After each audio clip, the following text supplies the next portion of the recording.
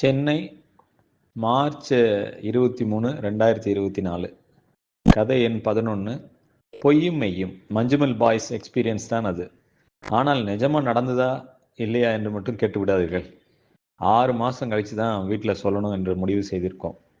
எந்த பேப்பர்லையும் வராது, ஏனென்றால் காப்பாற்றி விட்டோம். அவரே சரியாகி விட்டார் என்பதுதான் சரி. நாங்கள் வழக்கமாக கிரிக்கெட் ஆடுற அதே கிரவுண்டு, நாங்கள் வழக்கமாக சாப்பிட்ற அதே வடை, அதே முருகண்ணன் கடை. சாப்பிடலாமா அப்பா என்றால் விழிசை. கடை வாசலில் நின்றிருந்த நாங்கள் அடுத்த 2 மணி நேரம் கழித்து ஹாஸ்பிட்டல் எதுவும் போகாமல் வீடு வந்திருந்தோம். வீட்டில் நான் மூச்சு விடலை. இப்போ மத்தியானம் ஆகிவிட்டது.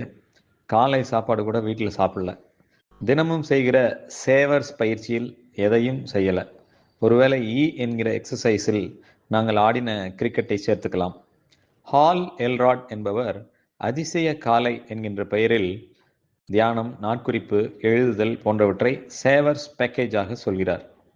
கால் பெருவிரலுக்கு பின்னால் பாதம் சேருகிற பாகம் தரையில் உரச வஜ்ராசனத்தில் ஓரிரு நிமிடங்கள் உட்கார்ந்தால் என்ன ஸ்ட்ரெச்சிங் ஆகிறது என்று நினைக்கிறீர்கள்?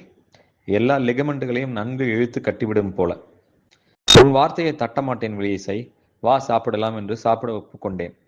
அப்பொழுது கூட நடக்காதது என்று நாங்கள் சாதிக்க முடிவு செய்திருந்ததை விழிசையிடம் சொல்லிவிடுவேன் என்று நான் நினைக்கவில்லை. தட்ட மாட்டீங்களா? சரி வாங்க தட்டெடுக்கலாம் என்றாள் விழிசை. சாப்பிட ஆரம்பித்தோம். அப்பா, ஏன்பா பொட்டேட்டோ சிப்ஸை சாம்பார்க்குள்ளே போட்டு மூடுறீங்க என்று ஒழுங்குமுறைப்படுத்தினாள் விழிசை. தயிர் அவளுக்கு பிடிக்காது. லாக்டோபெசிலஸ் இருக்கு, சாப்பிடுமா என்றேன். சரி சரி, ஏதாவது ஒரு கதை எடுத்து விடுங்க, வழக்கம் போல சாப்பிடலாம் என்றாள். 1 நிமிஷம் இருக்காது. சில வினாடிகள் யோசித்துவிட்டு சொல்லிவிடலாம் என்று தொடங்கினேன். யாருன்னு கேட்காத. காலையில் எல்லாரும் சாப்பிடும்போது எங்களில் ஒருத்தருக்கு, அது நானா கூட இருக்கலாம், சட்டுன்னு புறையேறின மாதிரி விக்கிடுச்சு. அவ்வளோதான், அசாதாரணமாக ஆயிடுச்சு. அவர் எழுந்தார். நண்பர் குமார் அவர் முதுகில் தட்டினார். நான் சரவடியை கார் எடுக்க சொன்னேன். கோச் அட்டகாசத்தை டாக்டருக்கு ஃபோன் பண்ண சொன்னேன். அவர் வாஷ் பேசின் போகும் முன் நெஞ்சை பிடித்தார். கண்களில் கண்ணீர். மூச்சுக்கு போராடினார். என்று நடித்தும் காட்டினேன். அப்புறம்தான் சரியாச்சு. சாப்பிடும்போது பேசக்கூடாது என்றேன். அவள் என்று எழுந்து போனாள். கை கழுவி வந்து கோபம் குறைந்த பின் நான் கூட நிஜம்னே நினைச்சிட்டேன் என்றாள்.